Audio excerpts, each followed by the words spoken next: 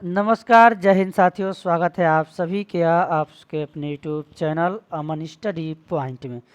साथियों, इस वीडियो में सीटेट प्रीवियस ईयर में पूछे गए गणित के प्रश्नों को देखेंगे। यह प्रश्न आपके 16 फरवरी 2014 के प्राथमिक स्तर के परीक्षा में पूछे गए हैं। तो चलिए देखते हैं वीडियो को, और वीडियो में आप लोग पूरे अंत तक बने रहिएगा। देखेंगे, पहला प्रश्न है आप सभी के स्क्रीन पर, और आप सभी के लिए मेरा एक ही प्रयास रहेगा कि ज़्यादा से ज़्यादा आप सभी को फ्री में कंटेंट उपलब्ध कराया जा सके। बहुत से लोग होते हैं जो पेड कोर्स नहीं खरीद सकते हैं, बुक खरीदने में थोड़ी सी उनको असहज महसूस होता है, या फिर वह जो है नहीं खरीद सकते हैं। तो उनके लिए हमारा यही प्रयास है कि बिल्कुल मुफ्त में, फ्री में उनके लिए वीडियो कंटेंट यहाँ पर मिलते रहेंगे। तो पहला प्रश्न है, किसी वर्ग का परिमाप 20 सेंटीमीटर है। तो चलिए, सबसे पहले वर्ग जो है, वर्ग की चारों भुजाएं क्या होती हैं? बराबर होती हैं। वर्ग का परिमाप अगर 20 सेंटीमीटर है, तो जब चार भुजाएं होती हैं वर्ग में, तो एक भुजा का मान निकालने के लिए 4 पंचे 20, इसको चार बराबर भागों में बांटेंगे तो एक भुजा का मान आएगा 5 सेंटीमीटर। तो चलिए, मान लीजिए हमने 5 सेंटीमीटर यहाँ पर अपने तरीके से, देसी तरीके से निकाल लिया है। अगर आपको फार्मूले से निकालना है तो परिमाप होता है वर्ग का 4 इंटू भुजा। ऐसे भी आप लोग निकाल सकते हैं, नोटबुक में अपने लिखेंगे। तो ये परिमाप दिया गया 20 सेंटीमीटर। तो भुजा बराबर जब निकालेंगे तो 4 पक्षांतर होगा, उधर जाएगा तो ये डिवाइड होगा, तो 5 सेंटीमीटर आएगा। 4 पचे 20। इतना समझ में आ गया।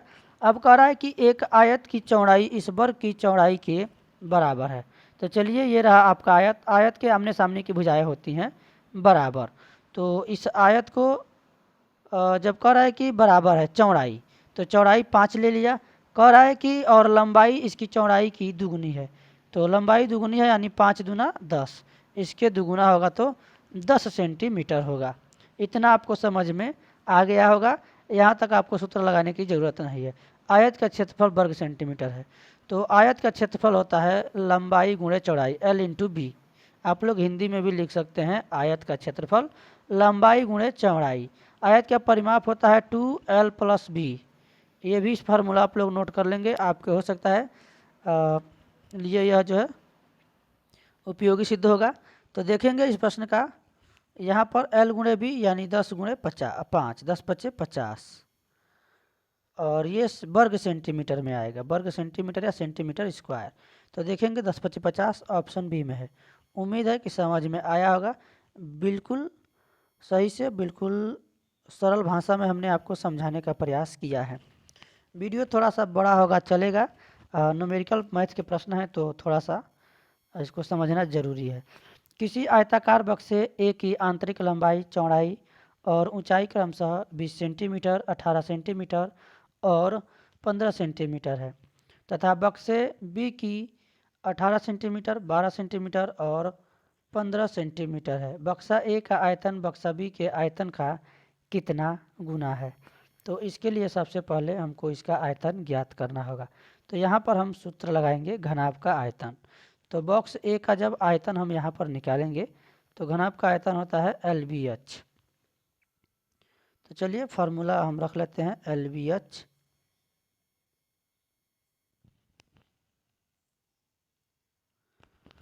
तो यहाँ पर देखेंगे बॉक्स ए का मान दिया गया है LBH में 20 गुणे 18 गुणे 15। इसका जब हम मान निकालेंगे तो गुणा करेंगे जब आप लोग, तो चलिए 18 दूना 3600, ये हो गया 18 दूना 36, 360। 15 का फिर इसमें गुणा होगा तो 15 छक्के 90, जीरो होगा यहाँ पर यानी शून्य होगा, और 15 तिया 45, 45 में 9 जोड़ेंगे 54 होगा, यानी 5400 ये आपका आएगा घन सेंटीमीटर। घनाभ है तो घन सेंटीमीटर में यह मात्रक होगा इसका। अब देखेंगे बी का निकालेंगे। तो बी का निकालने के लिए बी का मान दिया गया है 18, 12 और 5। तो 18, 12 और 5, तो 12 पच्चे हो जाएगा आपका यहाँ पर 60। तो 18 गुणे 60, तो 18 का पहाड़ा पढ़ेंगे, 18 छक्के 108, यानी 1080 सेंटीमीटर स्क्वायर ये हो जाएगा। अब पूछा गया कितना गुना है, तो इसका गुना निकालने के लिए हमें इसमें डिवाइड करना होगा 5400 को 1080 से। 1080 से जब डिवाइड करेंगे, जब भाग देंगे इसमें, तो ये आएगा अनुपात 5/1 यानी 5/1। तो ये 5 बार में डिवाइड होगा। ये इसका ए जो है बी के आयतन से 5 गुना है, 5 गुना है। तो बी ऑप्शन इस प्रश्न का सही जवाब होगा। उम्मीद है समझ में आ गया होगा, नहीं आया है तो एक बार वीडियो को दोबारा देख लीजिएगा। अगला प्रश्न है, निम्न में से कौन सा सही नहीं है। ऑप्शन है आप सभी के स्क्रीन पर। इस तरह के प्रीवियस ईयर में प्रश्न बहुत बार रिपीट हुए हैं, तो इसको जो मात्रक है आपको याद होना चाहिए। हमने यह ट्रिक बताया था किलो, हेक्टो, डेका, ग्राम, लीटर, मीटर, डेसी, सेंटी और मिली। तो milligram, centigram, decigram, kilogram, hectogram, decagram, ये आपको याद रखना है। बाएं से जब दाएं से बाएं चलते हैं तो 10 से हम लोग डिवाइड करते हैं यानी भाग देते हैं। यहाँ 100 से भाग होगा, यहाँ 1000। और जब बाएं से दाएं चलते हैं तो 10 का मल्टीप्लाई होता है, फिर 100 यहाँ हो जाएगा, फिर 1000। यानी देखते हैं आप लोग 1 किलोग्राम में 1000 ग्राम होता है। यानी 10 का गुणा हुआ, 10 का गुणा हुआ, 10 का 3 बार 10 का गुणा हुआ तो 1000। यानी 1 किलो लीटर बराबर 1000 लीटर। तो ये ट्रिक है, हमने पिछले वीडियो में भी बताया था। नहीं समझ में आया हो तो एक बार इसको नोट कर लीजिएगा। चलिए देखते हैं प्रश्न को कौन सा सही है। 10 सेंटीमीटर भुजा वाले वर्ग का क्षेत्रफल 10 सेंटीमीटर लंबाई और 0.1 मीटर चौड़ाई वाले के आयत का क्षेत्रफल। तो इसमें देखेंगे ये वाला सही है। दूसरा देखेंगे 1 मीटर 5 सेंटीमीटर बराबर 1.5 मीटर। तो 1 मीटर में अगर आप सेंटीमीटर की संख्या निकालेंगे तो 100 सेंटीमीटर होगा। और जब 0.5 यहाँ पर लिखा गया 5 सेंटीमीटर जोड़ेंगे तो 105 सेंटीमीटर होगा। इसलिए यह क्या है, गलत है। बी हमारा इस प्रश्न का सही जवाब होगा। 0.40 और 0.4 ये दोनों समान है। 3/4 बराबर ये दिया गया है 0.75, यानी 3/4 है तो 4 सत्ते 28, 0.425, यानी ये जो है सही है। 0.75 सही है ये आपका। डी भी ऑप्शन सही है, क्योंकि जब 3 में 4 का डिवाइड करेंगे अब भाग नहीं जाएगा, दशमलव रखेंगे, 0 रखेंगे, 4 सत्ते 28, फिर 5 रख के 0 रखेंगे, यहाँ पर 2 बचेगा, 0 रखेंगे 20 होगा, 4 पच्चे 20, 75, 75। तो डी भी सही है, बी ऑप्शन यहाँ पर गलत है, इसलिए पूछा गया कौन सा सही नहीं है। बी के साथ आंसर लगाएंगे। चलेंगे अगले प्रश्न की ओर। अगला प्रश्न है, एक संतरे का मूल्य 5.5 रुपया तथा 1 किलोग्राम सेब का मूल्य 80 रुपये है। तो 1.5 दर्जन संतरे का तथा 1 और 3/4 किलोग्राम सेब का मूल्य कितना होगा। तो प्रश्न को थोड़ा सा सही से समझना पड़ेगा, क्योंकि प्रश्न समझने में थोड़ा सा दिक्कत होगा तो आपका जवाब गलत आ सकता है। तो देखेंगे यहाँ पर दिया गया है एक संतरे का मूल्य है 5.50 रुपये। 5.5 का मतलब ये हुआ कि 5.50 रुपये। तो एक संतरे का मूल्य 5.50 रुपये है। और कह रहा है कि 1.5 दर्जन संतरे का मूल्य। तो 1.5 दर्जन यानी 1 दर्जन में 12 और आधे दर्जन में 6, 12 6 18। तो इसमें हम गुणा कर देंगे 18 का, और जब इसमें हम गुणा करेंगे 18 का गुणा करेंगे 0, 18 पचे 90 का 0, और 18 पचे 90, 90 9 99। तो यहाँ पे होगा 99। 2 अंक के बाद दशमलव है, लगा देंगे, यानी 99 रुपया ये हो गया। अब पूछ रहा है 1 किलो सेब का मूल्य, 1 किलोग्राम सेब का मूल्य है 80 रुपया। तो पूछा गया है यहाँ पर, तो 1.5 दर्जन संतरे तथा 1 और 3/4, तो 1 और 3/4 दिया गया है, तो 1 और 3/4 किलो सेब क्रमशः पूछा गया है। तो इसको निकालने के लिए 1 सही 3/4 करेंगे और इसको जो है 80 से गुणा कर देंगे। तो ये हो जाएगा आपका 4 एकम 4 3 7/4 इंटू में 80, 80 डिवाइड होगा 20 बार में, 20 चौके 80, 7 दूना 14, 140 रुपया ये आ गया। अब दोनों को हम लोग ऐड कर लेंगे, 140 और प्लस में 99। तो ये जब हम ऐड करेंगे तो 9 आएगा, 9 4 13 आएगा, 1 और 2 देखेंगे 239 ऑप्शन सी में है। ऑप्शन सी इस प्रश्न का सही जवाब होगा। चलेंगे अगले प्रश्न की ओर, देखेंगे अगले प्रश्न को। और थोड़ा सा वीडियो बड़ा होगा, हम लोग बार बार आपसे बता रहे हैं हम, तो वीडियो देखना ज़रूरी है क्योंकि प्रश्न आप सभी के लिए और आपके एग्ज़ाम के लिए बहुत ही इम्पोर्टेंट है। राष्ट्रीय पाठ्यचर्चा की रूपरेखा 2005 में यह उल्लेख किया गया है कि गणितीय शिक्षण महत्वाकांक्षी, सुसंगत और महत्वपूर्ण होना चाहिए। यह महत्वाकांक्षी से तात्पर्य निम्नलिखित में से किसकी उपलब्धि है? तो चलिए देखते हैं, इस प्रश्न का सही जवाब होगा ऑप्शन डी। डी के साथ आंसर लगाएंगे। चलेंगे अगले प्रश्न की ओर। जो पेडागोजी के प्रश्न हैं उनमें हम लोग केवल आंसर देखेंगे क्योंकि न्यूमेरिकल को लगाने में ही वीडियो थोड़ा सा बड़ा हो जाएगा। तो देखेंगे ये प्रश्न आप सभी की स्क्रीन पर है और ऑप्शन आप सभी की स्क्रीन पर है, बताएंगे। कक्षा 2 से सम संख्या और विषम संख्या की संकल्पना का परिचय मूर्त वस्तुओं की दी गई है। दी गई संख्या के साथ युगलन के क्रियाकलाप द्वारा दिया गया है। इसके पश्चात शिक्षिका ने छात्रों से यह जांच करने के लिए कहा है कि वे यह देखें कि पहला, रंगों की डिब्बों में क्रेयॉनों की कुल संख्या सम है अथवा विषम। दूसरा, यह कहा गया कि उनकी गणित की कॉपी में कागजों की संख्या सम है अथवा विषम।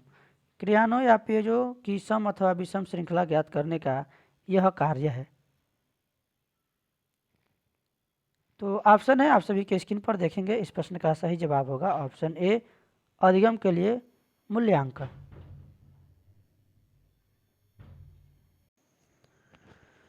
अगला प्रश्न है, कक्षा 2 में व्यवकलन यानी घटाने के प्रचालन की व्याख्या करने के पश्चात शिक्षक ने श्यामपट्ट पर नीचे दिए गए चित्र खींचा और बच्चों से रिक्त वृत्तों को भरने के लिए कहा। चलेंगे देखेंगे प्रश्न को। और इस अभ्यास का उद्देश्य है, तो इस अभ्यास का क्या उद्देश्य है बताना है। ऑप्शन है आप सभी के स्क्रीन पर। इस प्रश्न का सही जवाब होगा ऑप्शन ए, संकलन और व्यवकलन की कुशलता को प्रबल करना। अगला प्रश्न देखेंगे, नीचे दिए गए चित्र में कुल कितने आयत हैं? ऑप्शन है आप सभी के स्क्रीन पर, उपरोक्त प्रश्न जांच कर रहा है। तो इस प्रश्न का सही जवाब जाएगा ऑप्शन बी के साथ, शिक्षार्थी के समझ यानी बोधगम्यता की। अगला प्रश्न है, नीचे दिए गए कौन सा क्रियाकलाप कक्षा 3 के छात्रों की समस्याओं को हल करने की कुशलता में वृद्धि के लिए है? तो ऑप्शन है आप सभी के स्क्रीन पर, इस प्रश्न का सही जवाब होगा ऑप्शन बी। चलेंगे अगले प्रश्न की ओर। वीडियो का रेजुलेशन यानी क्वालिटी आप लोग जाकर सेटिंग में बढ़ा लीजिएगा अगर वीडियो क्लीन नहीं दिख रहा होगा तो। अगला प्रश्न है, कक्षा 3 में गुणन की इकाई में अनुमोदित मूल संकल्पना है? तो ऑप्शन है आप सभी की स्क्रीन पर, इस प्रश्न का सही जवाब होगा ऑप्शन बी। चलेंगे अगले प्रश्न की ओर, देखेंगे अगले प्रश्न को। भिन्न की इकाई से शिक्षक ने छात्रों से किन्हीं 5 भिन्नों की सूची बनाने के लिए कहा। यह प्रश्न संकेत करता है। तो ऑप्शन डी इस प्रश्न का सही जवाब होगा, सोचने के निम्न स्तर को। अगला प्रश्न देखेंगे, किसी अभ्यास में प्रश्न था P रिक्त स्थान Q तथा R रिक्त स्थान S, रेखाखंडों की लंबाई मापिए। बच्चों ने उत्तर दिया AB की लंबाई 5 सेंटीमीटर और AB की लंबाई 3 सेंटीमीटर। यह संकेत करता है। तो इस प्रश्न का सही जवाब जाएगा ऑप्शन सी की ओर। चलेंगे अगले प्रश्न की ओर। अगला प्रश्न है आप सभी के स्क्रीन पर, शिक्षिका ने कक्षा 5 से समाचार पत्र वितरित करके छात्रों से सबसे बाद के मैच में भारतीय टीम के खिलाड़ियों के क्रिकेट के स्कोर को पढ़ने के लिए कहा। इसके पश्चात उसने छात्रों से इन स्कोरों का दंड ग्राफ खींचने के लिए कहा। यह शिक्षिका प्रयास कर रही थी। तो इस प्रश्न का सही जवाब जाएगा ऑप्शन ए के साथ। चलेंगे अगले प्रश्न की ओर, देखेंगे अगले प्रश्न को। जो पेडागोजी के प्रश्न है उसको हम लोग फास्ट तरीके से केवल आंसर देखेंगे, जो न्यूमेरिकल है उसको हम लोग एक्सप्लेन करेंगे। अगला प्रश्न है, कक्षा 4 के किसी छात्र को निम्नलिखित शब्द समस्या दी गई। तो ये समस्या है, मुंबई में 336 बस स्टॉप है, दिल्ली में मुंबई से 127 बस स्टॉप अधिक है, दिल्ली में कुल कितने बस स्टॉप हैं? छात्र ने उपरोक्त समस्या का उत्तर इस प्रकार लिखा है। देखेंगे 336 अपान 336 और 127 मुंबई दिल्ली। तो बताना है यहाँ पर दिल्ली में कुल 336 प्लस 127 463 बस स्टाफ है। शिक्षक के इस छात्र के प्रदर्शन के लिए विषय में क्या रिपोर्ट देगा? तो ऑप्शन है आप सभी के स्क्रीन पर। इस प्रश्न का सही जवाब जाएगा ऑप्शन बी के साथ। चलेंगे अगले प्रश्न की ओर।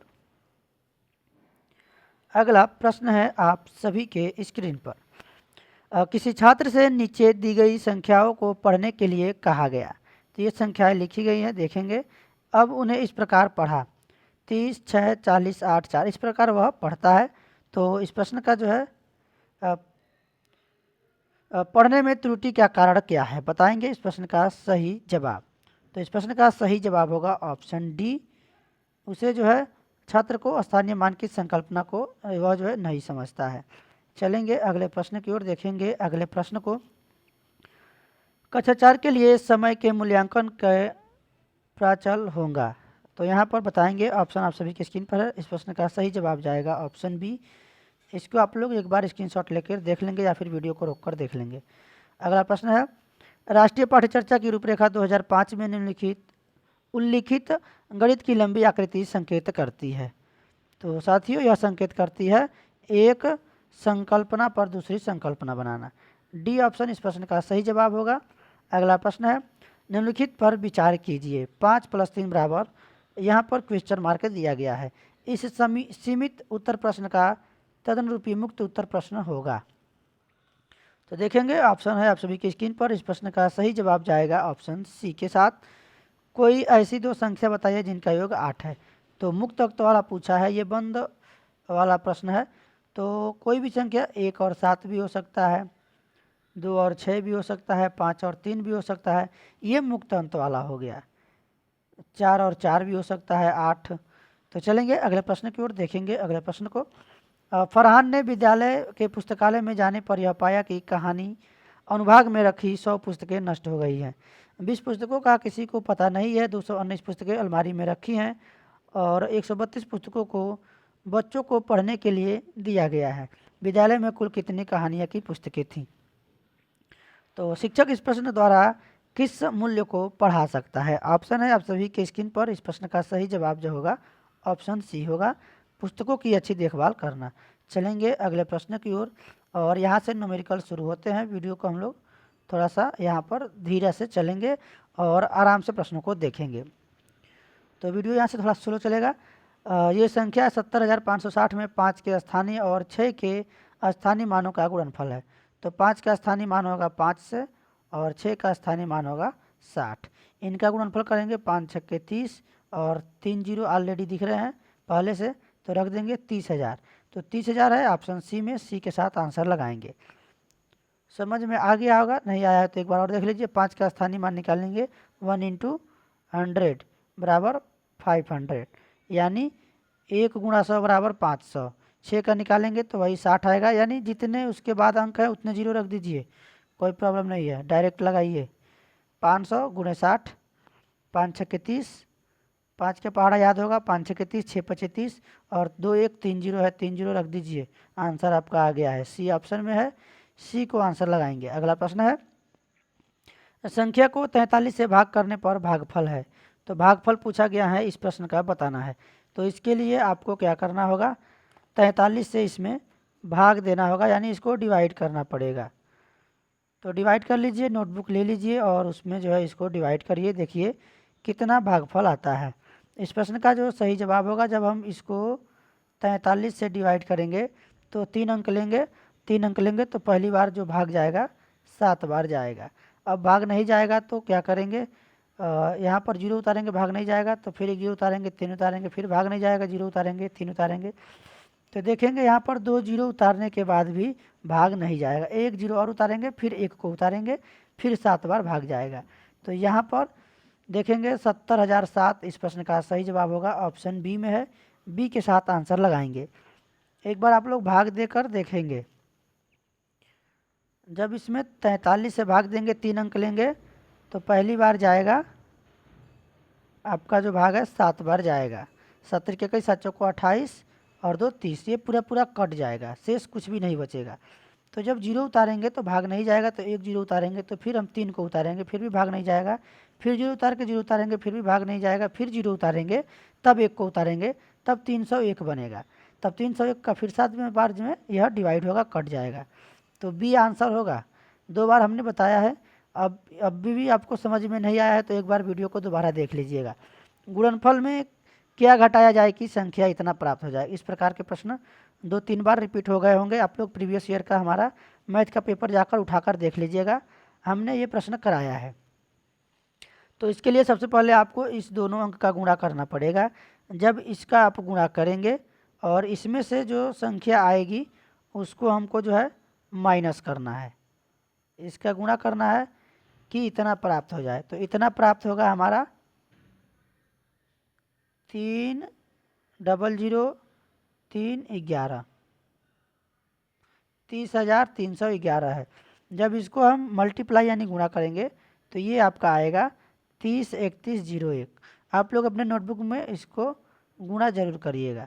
जब इधर करेंगे तो ये जो है x का मान निकालेंगे तो इसको उधर भेजेंगे, पक्षांतर करेंगे तो इसमें से माइनस करेंगे, और जब माइनस करेंगे 30,311 में से 3,03,101 को, तो यहाँ पर जो है ये हमने उल्टा रख दिया है, ये इधर रहेगा, ये इधर रहेगा। जब इसको घटाएंगे तो x का मान आपका आएगा 2790। हमने उल्टा रखा है तो हमारा माइनस आ रहा है, इसको हम इधर रखेंगे तो ये आप देखेंगे कहाँ पे है, 2790 ऑप्शन ए में है, ए ऑप्शन सही होगा। x उधर जाएगा और ये जब इधर आएगा तो ये माइनस हो जाएगा, तो 2790 आपका आंसर आएगा। चलेंगे अगले प्रश्न की ओर। 36 और 60 का सबसे छोटा सार्वगुणज, सबसे छोटा यानी एलसीएम निकालेंगे, और जब सबसे बड़ा पूछा जाए तो एचसीएफ निकाला जाता है यानी मौसा। तो देखेंगे 36 और 60 सबसे छोटा सार्वगुणज इसका, और 18 और 45 का सबसे बड़ा सार्वगुणनखंड बराबर है। बताना है, यहाँ पर बताएंगे इस प्रश्न का सही जवाब क्या होगा। और बीच में देखेंगे डिवाइड यानी भाग का चिन्ह है। 36 और 60 का जब हम एचसीएफ निकालेंगे तो ये आप लोग ऐसे निकाल लीजिएगा, 36 60 रख के, बहुत आपने निकाला होगा, 6 से भाग देंगे, 6 के 36, 14 के 60, और यहाँ पे थोड़ा सा यहाँ देख लेंगे, 2 से डिवाइड करेंगे, 2 3 6, 2 25 10, देखेंगे कोई कॉमन नहीं है इसमें, 6 दूना 12, 12 3 36, 36 25 180 इसका जो है आपका एलसीएम आएगा, 180 आएगा एलसीएम। और इसका जब एचसीएफ निकालेंगे 45 और 18 का भाग विधि से निकाल लीजिएगा तो ये आपका 9 आएगा, 9 दूना 18, 9 25 45, 9 से दोनों डिवाइड हो जाएगा। तो यहाँ पर देखेंगे इसको जब डिवाइड करेंगे 9 से, 9 दूना 18, 20 आंसर आएगा। 20 ऑप्शन ए में है, ये आपका सही है। यहाँ पर डिवाइड का चिन्ह है तो यहाँ पे भाग देना है, कुछ नहीं करना है। सबसे छोटा पूछा गया तो एलसीएम निकालेंगे, सबसे बड़ा पूछा गया तो एचसीएफ निकालेंगे, लौसा मौसा निकालेंगे, लौसा में मौसा से भाग दे देंगे, आपका आंसर आ जाएगा। समझ में आ गया होगा। चलिए ये प्रश्न देख लेते हैं। 10 दहाई 11 सैकड़ा, तो 10 दहाई क्या मतलब हो गया, दहाई मतलब 1 जीरो रखेंगे, 11 सैकड़ा मतलब 2 जीरो रहेगा, तो यानी 11 में 100 का गुणा कर दीजिए, और 12 इकाई बराबर है, पूछा गया है 2 1 2 1, 12 12 देखेंगे कहाँ पे है, ऑप्शन डी में है, डी ऑप्शन इस प्रश्न का सही जवाब होगा। चलेंगे अगले प्रश्न की ओर। 3,488 को 12 से भाग करने पर प्राप्त शेषफल और 2478 को 11 से भाग करने पर प्राप्त शेषफल में अंतर बताना है। तो 12 से भाग करिए, शेषफल देखिए कितना आता है, 12 दूना 24, 2 बार जाएगा, 10 बचेगा 8, 12 9 108, यानी 8 शेष यहाँ बच रहा है। पहले वाले में भागते रहे तो 11 से भाग दीजिए, 11 दूना 22, 2 बच रहा है, 11 दूना 22, 5 बच रहा है, 11 5 55 यानी 3 बच रहा है। तो अंतर पूछा गया, अंतर यानी 8 में से 3 जाएगा तो 5 आएगा। आप लोग दोनों को अलग अलग भाग दीजिएगा। अब इनका जो है प्राप्त शेषफल का अंतर पूछा गया। एक में शेष 8 आएगा, एक में शेष 3 आएगा, जब घटाएंगे तो 5 आएगा। तो इस प्रश्न का सही जवाब होगा ऑप्शन ए। भाग आप लोग जरूर देंगे नोटबुक में। अगला प्रश्न देखेंगे, चलिए अगले प्रश्न की ओर। एक रेलगाड़ी स्टेशन पी से 8:18 AM पर चलकर स्टेशन क्यू पर उसी दिन 10:28 PM पर पहुंचती है। रेलगाड़ी द्वारा क्यू तक पहुंचने में लगा समय है। तो ये समय बताना है यहाँ पर। चलिए देखते हैं इस प्रश्न को। तो पी से क्यू तक पहुंचने में लगा समय यहाँ पर बताना है। इसके लिए हमको क्या करना होगा, जो 8:18 AM है इसको हम 10:28 PM में से घटा देंगे। तो चलिए देखते हैं, 10:28 PM है और ये है आपका 8:18। तो ये जब घटाएंगे 0 होगा, 1 होगा और 10 में से 8 जाएगा, 2 घंटे 10 मिनट।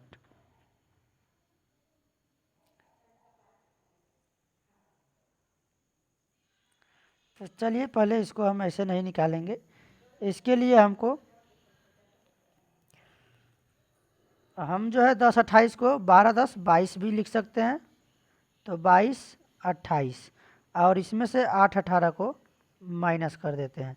तो यहाँ पर बचेगा 10 और 22 में से 8 जाएगा 14, यानी 14 घंटे 10 मिनट। ये देखेंगे कहाँ पे है 14 घंटे 10 मिनट। ऑप्शन ए इस प्रश्न का सही जवाब होगा। क्योंकि हम जो है 10:28 जो PM है इसको हम 22 भी लिखते हैं। 12 10 जो 24 घंटे वाली घड़ी की सेटिंग होती है, आप लोग मोबाइल में सेटिंग करते हैं फॉर्मेट 24 घंटे वाली 12 घंटे वाली, तो आपने देखा होगा। चलिए देखते हैं अगले प्रश्न को। 14 लीटर 280 मिलीलीटर संतरे का जूस, 18 लीटर 830 मिलीलीटर गाजर का जूस दोनों को एक साथ मिलाया जाता है। इस मिश्रण में 15 बोतलों को, जिसमें प्रत्येक 1.5 लीटर मिश्रण आता है, भरा गया है। शेष कितना मिश्रण बचता है बताना है यहाँ पर। तो इसके लिए हमको क्या करना पड़ेगा, सबसे पहले जो संतरे का जूस है देखेंगे 14 लीटर है और 280 मिलीलीटर यानी ml है। और गाजर का जूस दिया गया है, यह जो है 18 लीटर है और जो है 830 मिलीलीटर है। तो इनका जो कुल मिश्रण है इसको हम जोड़ लेंगे, ये कुल मिश्रण हो जाएगा 33 लीटर और 110 मिलीलीटर। दोनों को आप लोग ऐड करेंगे, इसको जब ऐड करेंगे तो इतना होगा। और इसके बाद एक बोतल में कितना आता है 1.5 लीटर यानी 1.5 लीटर। तो ऐसे जो है 15 बोतल है, तो 15 का इसमें गुणा करेंगे। 15 पच्चे 75, 15 कना 15 7 22, यानी 22.5 लीटर ये जो है जूस पकड़ता है। तो शेष जूस बचा हुआ पूछा गया है, तो इसके लिए हमको क्या करना होगा, 33.110 मिलीलीटर में से 22.5 इसको माइनस करना होगा। तो जब माइनस करेंगे तो 110 में से जब ये जाएगा 22.5, तो ये आपका बचेगा 10 लीटर और 610 मिलीलीटर ml यानी मिलीलीटर। यहाँ पर देखेंगे 10 लीटर और 610 मिलीलीटर ऑप्शन डी में है। इस प्रश्न का सही जवाब ऑप्शन डी होगा। चलेंगे अगले प्रश्न की ओर। अगला प्रश्न है, किसी पिज़्ज़ा का 1/4 भाग रेनू ने खा लिया, शेष पिज़्ज़ा को 12 बच्चों में बराबर बराबर बांट दिया गया। इनमें से प्रत्येक बच्चे को पिज़्ज़ा का कितना भाग मिला। तो चलिए इस प्रकार के प्रश्न बहुत मिलते हैं आपको देखने के लिए एग्जामों में। चलिए देख लेते हैं। 1/4 भाग रेनू ने खाया है, रेनू ने खा लिया है। उसके बाद से जो बचा हुआ भाग है तो 1 - 1/4 करेंगे तो ये आपका आएगा 4 एकम 4 - 1/4 3/4 भाग आएगा। 3/4 का जो है यह जो है 12 को बराबर भागों में बांटा जाता है।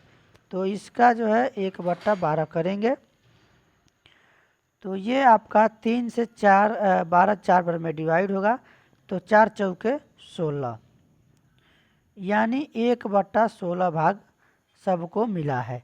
तो आंसर देखेंगे कौन से ऑप्शन में, ए में है। चलेंगे अगले प्रश्न की ओर, देखेंगे अगला प्रश्न है 6 घंटों में सेकंडों की संख्या कितने दिनों के मिनटों की संख्या के बराबर है। आखिरी प्रश्न है इस वीडियो का। 6 घंटों में सेकंडों की संख्या, तो 1 घंटे में 60 मिनट, तो 60 मिनट और ये 6 घंटा दिया है तो 6 इंटू 60 इंटू और 1 मिनट में 60 सेकेंड। तो 6 घंटों में सेकंडों की संख्या कितने दिनों में मिनटों की संख्या के बराबर है। तो 6 की 36, 6 की 36, 36 18 3 21 216 2160 ये सेकंडों की संख्या हो रही है। तो ये पूछा गया है 6 के 3600 ये हो गया और ये 6, तो ये आपका आएगा लगभग 21,600 सेकेंड। जब इसको एक दिन में मिनटों की संख्या निकालेंगे, एक दिन में मिनटों की संख्या, तो ये डिजिटल बोर्ड नहीं है, मोबाइल का स्क्रीन है। कैसे भी इस पर हम लिखने का प्रयास कर रहे हैं, लिखने में थोड़ा सा दिक्कत हो रहा है यहाँ पर। तो इसको जो है दिनों में मिनटों की संख्या निकालेंगे तो 24 गुणे 60 होगा। तो 6 चौके 24, 6 दूना 12 2 14, 1440 ये हो जाएगा। अब 15 दिनों में निकालेंगे तो इसका जो है 15 से गुणा कर देंगे। चलिए यहीं पे इसका 15 से हम गुणा कर लेते हैं। 15 से गुणा करेंगे तो यहाँ पे एक जीरो आएगा, 15 चौके 60, 15 चौके 60 और 6 66 और 15 कने 15 6 21, 21,600। इस प्रश्न का सही जवाब बताएंगे। इस प्रश्न का सही जवाब आपका ऑप्शन सी ही होगा। देखेंगे ये 21,600, ये भी 21,600 है और इतना का 15 से गुणा करने पर 21,600 आ जा रहा है। तो सी वाला इस प्रश्न का सही जवाब हो जाएगा। तो साथियों आज के वीडियो में बस इतना ही। मिलेंगे एक नए वीडियो में नए टॉपिक के साथ, तब तक के लिए धन्यवाद। जय हिंद।